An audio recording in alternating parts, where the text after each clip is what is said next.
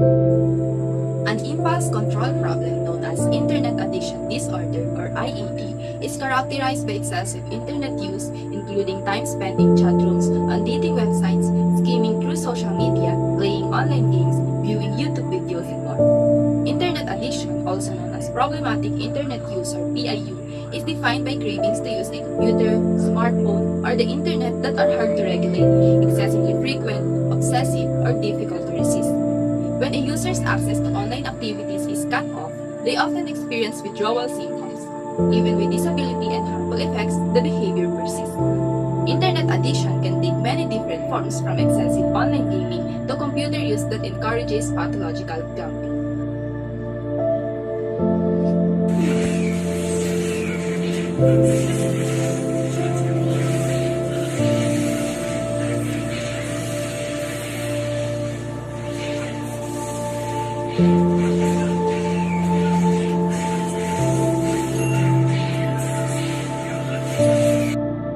All internet addictions entail excessive internet use that interferes with a person's well-being, regardless of addictive behavior being sought out and engaged in online shopping, gambling, gaming, and etc.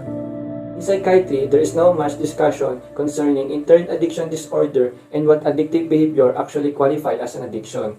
The Diagnostic and Statistical Manual of Mental Disorders, 5th edition, or the DSM-5, now lists gaming disorder as an addictive diagnosis, along with online gaming addiction and video game addiction. Since behavioral addiction like IAD can affect dopamine and other hormone levels, they are quite comparable to drug use disorder, similar to how alcoholism and other drug misuse problems can significantly affect one's family's life, employment obligation, and health excessive and problematic.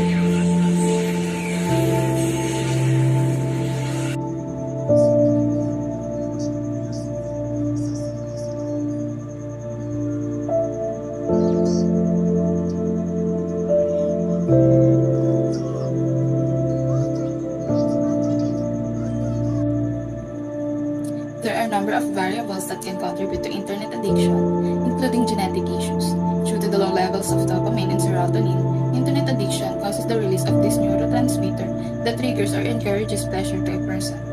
The white and gray part of the brain, which are in charge of remembering, paying attention, planning, etc., are affected by internet addiction, which leads to a physical alteration in a person's brain.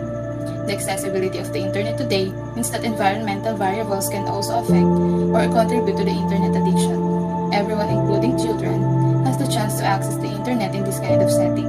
Internet addiction can also cause mental issues like anxiety and depression, since people with this kind of issues often turn to the internet to help them cope with their symptoms. Additionally, social anxiety can contribute to the internet addiction by making people choose to use their devices over interact with others.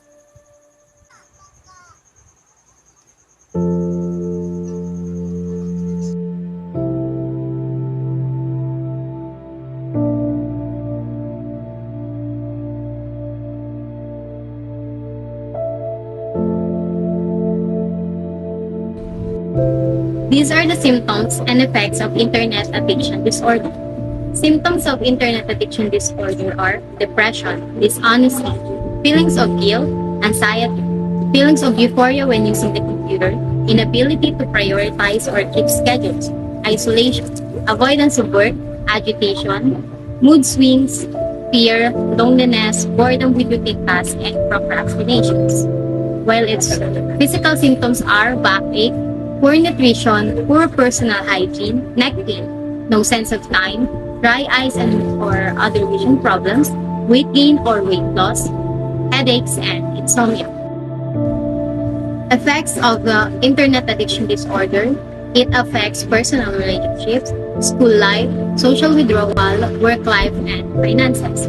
Also, individuals may create alternate personas online to mask their online behavior, and serious financial troubles because result from avoidance of work, bankruptcy due to continued online shopping, gambling, and dating.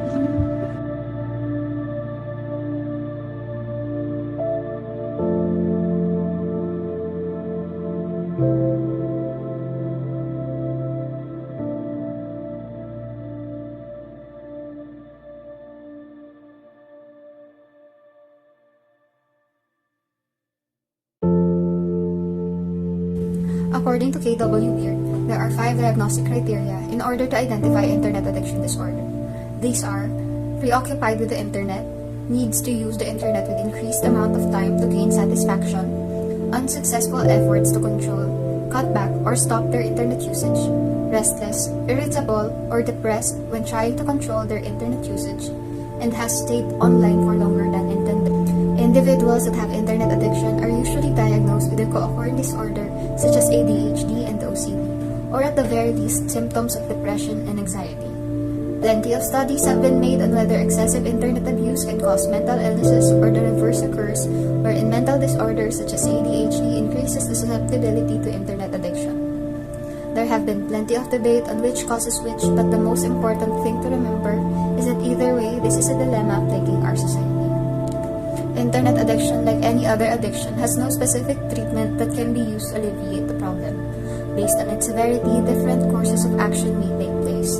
However, if you truly want to help a loved one suffering from excessive internet abuse, intervene and express your concerns. Encourage them to get therapy and seek professional help, especially if they are showing symptoms of other mental illnesses. Lastly, be present and let them know that the road ahead of them is rough, but you will be there to support them and help them get through.